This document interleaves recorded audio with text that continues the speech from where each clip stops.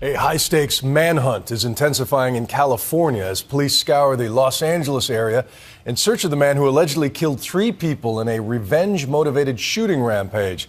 But this is no ordinary manhunt. The man they are looking for was once a cop himself, armed, dangerous, and equipped with the same training as those tracking him. ABC's David Wright has the latest. New images of fugitive Christopher Dorner taken by surveillance cameras.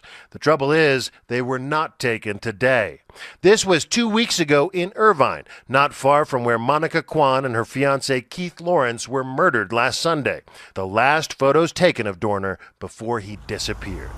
Signs like these, armed and dangerous, are on every freeway here in Southern California. Police hoping that someone will spot him, but so far, no one has. The last tangible clue where Dorner might be, the burnt-out hulk of his truck near Big Bear Lake, but no body inside, and footsteps leading away. How far away? That's the question. Today, about 100 law enforcement officers here in Big Bear searched in vain. There were reports of some tracks being found. They investigated those. Along with those tracks, they found ski tracks. And it's a popular area for people to go cross-country skiing. They've determined that's what it was. Those tracks are not related to Dorner. Blizzard-like conditions haven't helped matters. No eye in the sky, for one thing. In this weather, the helicopters can't fly. On the ground, not much better. Can't see a thing. The visibility's so bad you could barely see the headlights of oncoming traffic. Search teams had to use snowcats to get up to remote cabins in the mountain. There was also a report of a door kick at a cabin in the Seven Oaks area. They checked that out. It's old damage. Dorner seems to have vanished, faded into the snow. If he has gone into hiding, he won't stay in hiding because that doesn't really feed his needs. And his needs are to tell us that he's an okay guy, he's a powerful guy, and he can take action. And action means going after those who have wronged him. Authorities are systematically searching every address Dorner has had. Today, police executed a search warrant at his most recent address, the house in La Palma he shared with his mother and sister, both of whom were home today. This was definitely part of our investigative strategy. This is a residence he was believed to live at. It's a residence belonging to his mother. So we're searching for any evidence related to where he might be or in connection with the crimes he's alleged to have committed. Irvine police carried out plenty of items in paper bags. No comment on what they found. One big problem authorities are facing, because of his police and military training, Dorner knows the methods and procedures of this type of search.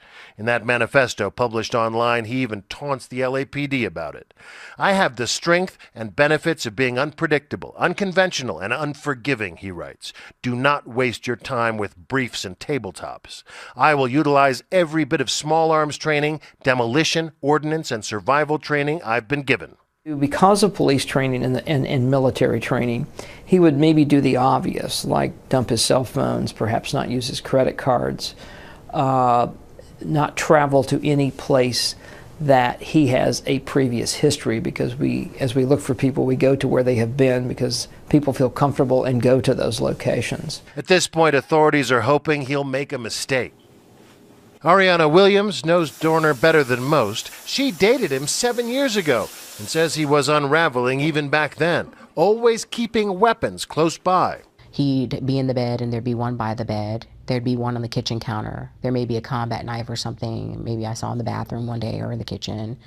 So there'd be several weapons just lying around in my domain. And I just thought these are things that just transpired over time that I just thought were strange.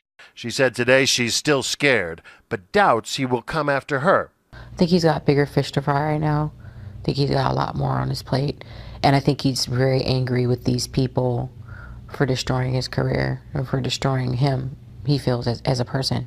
Today, here in Big Bear, plenty of people were nervous. Brian Murphy checked in with his kids via text message and plans on keeping his gun handy.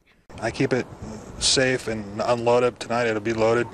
Today, the ski resort reopened. The fresh powder tough to resist, even with a manhunt underway. I'm not really too scared about it, but it's in the back of my mind thinking about it. It's funny. I told everybody I was going to Big Bear today, and they're like, "Oh my gosh, there's a killer on the loose."